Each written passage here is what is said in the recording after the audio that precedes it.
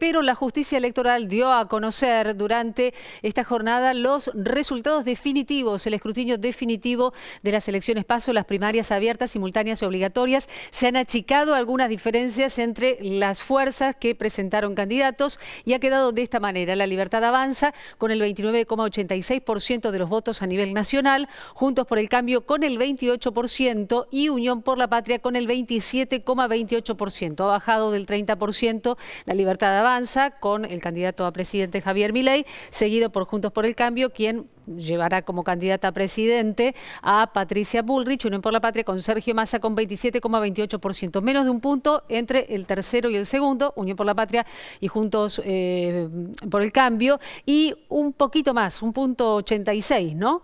Redujo la diferencia Juntos por el Cambio con la Libertad avanza.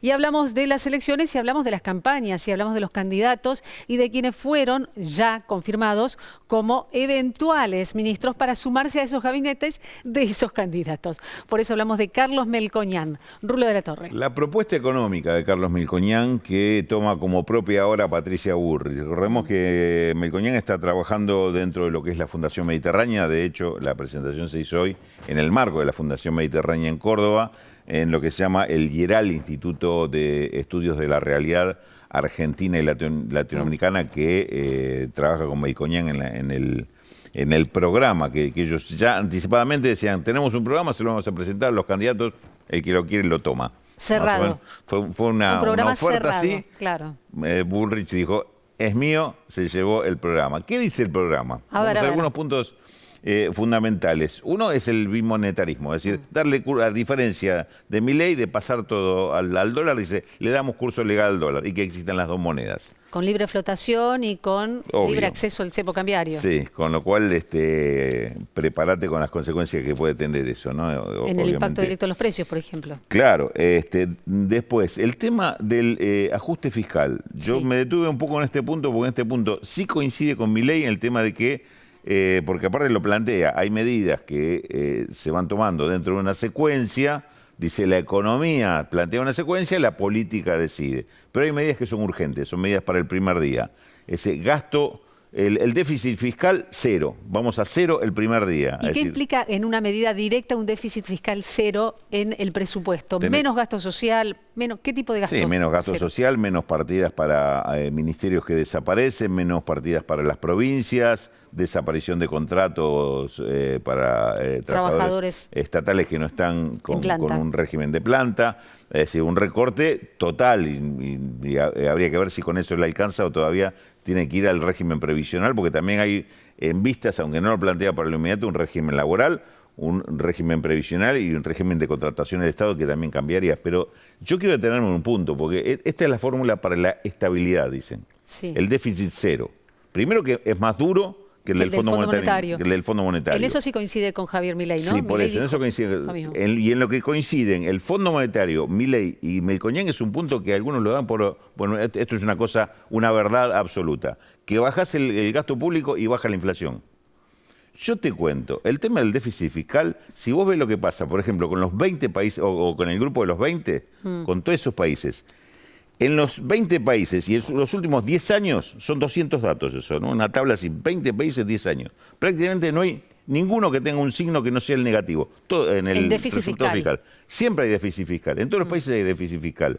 Y el déficit fiscal que en la mayoría supera largamente el de Argentina. Te pregunto, aún en aquellos países donde las economías son consideradas desarrolladas y donde la dirigencia política es liberal. La única consideración que te hago es que en ninguno de esos países hay inflación. Directamente. Entonces la inflación con el déficit fiscal, que tiene absolutamente que ver, y que si desaparece el déficit fiscal, desaparece la inflación, eso lo pueden decir únicamente en Argentina y en los medios de Argentina, donde nadie les repregunta nada. Vos decís que no es una regla de tres directa. Yo no lo digo, lo dice la realidad. Claro, en función de esto que lo dice el déficit fiscal de Estados Unidos, de todos los países de Unión Europea, de Rusia, de China, de los países árabes, de los de América Latina.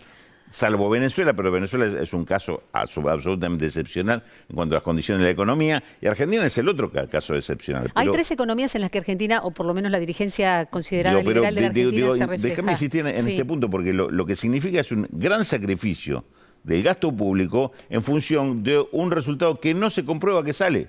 Lo que sí te va a salir es la desaparición del Estado, que en definitiva eso es lo que se pretende, pero no se dice así. Dice, no, con esto resolvemos la inflación. Lo mismo, dice, bueno, resuelvo la felicidad de los chicos y hago que Argentina salga campeón mundial otra vez, porque bajo el déficit fiscal. Entonces decimos, no, vamos con eso entonces. Pues decís que encubre con un argumento como mínimo falaz. Argentina, o por lo menos la dirigencia liberal argentina, suele relacionarse o por lo menos tener allí como modelo a 3 países. Uno muy cercano, Chile, sí. El segundo, Estados Unidos, y el tercero, Israel.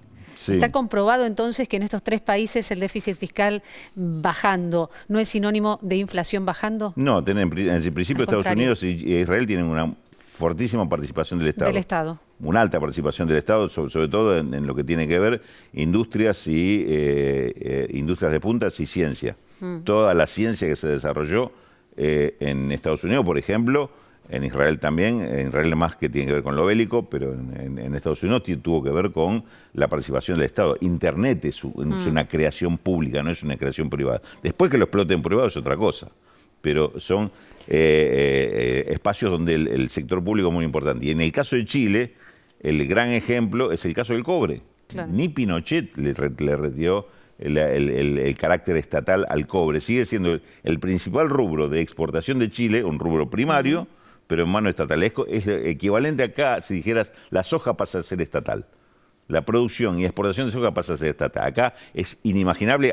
Creo que yo debo ser el primero que se ocurre darlo como ejemplo esto, siquiera. Hay una fila en la puerta esperando. Si tomamos el ejemplo de Chile, en Chile el cobre es estatal. La Codelco es la gran empresa estatal chilena. Consultarte, por último, relacionado con Melconian. ¿Es Melconian el hombre que necesitaba Patricia Bullrich para no ser tan cuestionada a nivel económico frente a un Milei que todo el tiempo habla de economía? Melconian es lo que busca Patricia Bullrich para volver a escena, porque perdió mucho espacio frente a la rivalidad o la disputa entre Sergio Massa y Javier Milei. Obviamente Melconian, su presencia pública, más allá que debe estar un poco golpeado hoy por la derrota de Racing de anoche, pero digo, su presencia pública es alguien conocido, alguien respetado, alguien que tiene diálogos con todos. Por ejemplo, nos consta los diálogos que tiene con Cristina Kirchner, claro. Nos consta los diálogos que tiene con Sergio Massa. Es un hombre que con llegada a muchos sectores de la política que obviamente le da cierto oxígeno a la candidatura de Bullrich en un momento donde ese oxígeno se estaba acabando, se estaba ahogando. Ya que hablaste de oxígeno, ¿es el previaje 5 otra bocanada de oxígeno para el oficialismo, para el gobierno nacional? ¿Se presenta esta tarde? Y sí, para el gobierno nacional y fundamentalmente por los sectores ligados al turismo.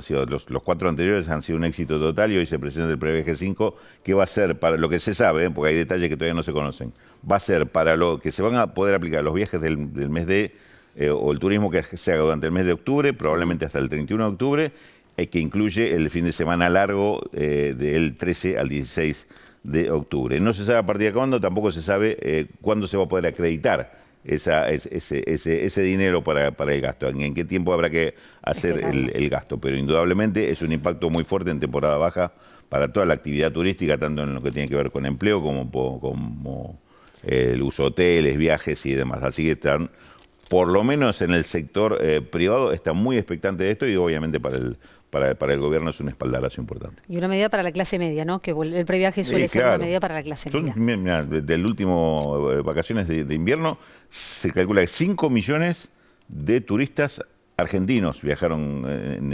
dentro de la República Argentina, más 1,5 millones de extranjeros. Fíjate si no tiene impacto. Y es una temporada media alta como la de invierno. Ahora viene la temporada baja, octubre. Rulo, muchas gracias.